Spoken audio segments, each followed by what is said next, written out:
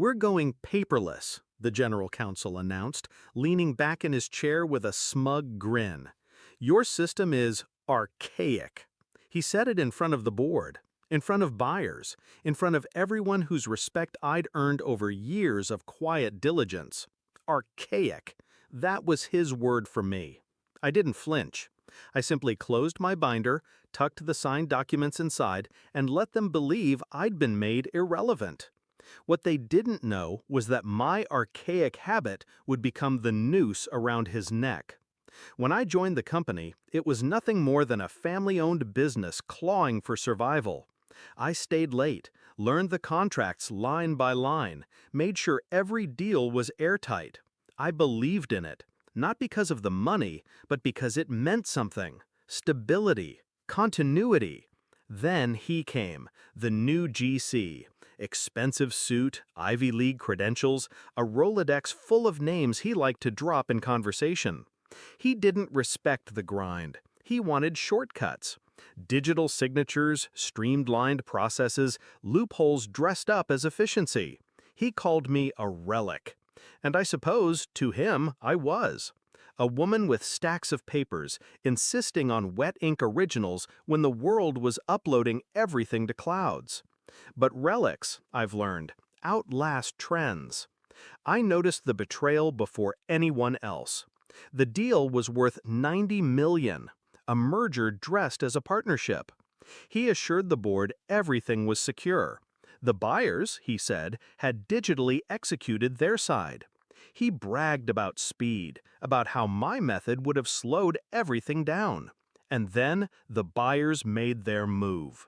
They tried to void the contract, claimed no enforceable document existed. Digital copies had been lost, metadata conveniently corrupted. Panic rippled through the office. Millions were about to evaporate. And the GC, Mr. Paperless himself, couldn't find a single valid copy. I could have spoken up immediately, but revenge is timing, not impulse. So I let him twist. I let him sweat in meetings, scrambling for files that didn't exist. I let the board glare at him, let his confidence rot under pressure. And only when I saw the first crack in his armor, his hand trembling as he adjusted his tie, did I strike. I texted him a photo, one page, the wet ink original, signed by every party, sealed with their initials. My initials, too. The copy I had insisted on keeping, against his orders. Within seconds, my phone rang. His voice was low, shaken. Where did you get that? You told me paper was useless, I said, so I kept it for myself. Silence. Then, muffled, I heard him whisper to someone in the room with him, "We have to buy it back from her."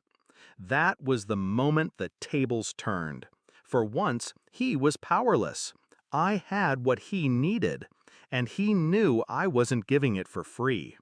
I made him wait. 3 days. 3 days of circling lawyers, frantic board meetings, sleepless nights on his part. 3 days of silence from me. Then, when the tension was thick enough to choke on, I walked into the boardroom, binder in hand. Every eye turned to me. He avoided my gaze, his arrogance ground into dust. I placed the original on the table, carefully, like a surgeon laying down a scalpel. "This," I said, "is the contract you almost lost." The board leaned in. Pages turned. Relief spread across their faces as they realized the deal was enforceable. $90 million saved. And then I turned to him. "You called my work archaic," I said softly, "but it's the only reason this company still stands." The fallout was immediate. The board didn't fire him, not yet. They did worse. They cut him out. Every meeting, every deal, he was sidelined. Authority stripped piece by piece, while I was pulled closer, trusted, elevated. His smirk never returned.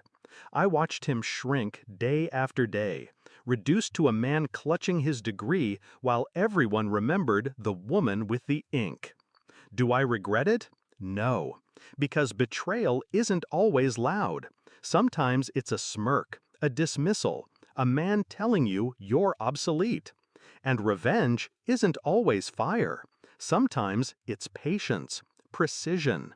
He thought he'd buried me under progress, but when the buyers tried to erase us, it wasn't his cloud that saved the company. It was my binder, my ink, my hands, the relic. And that relic now runs the show.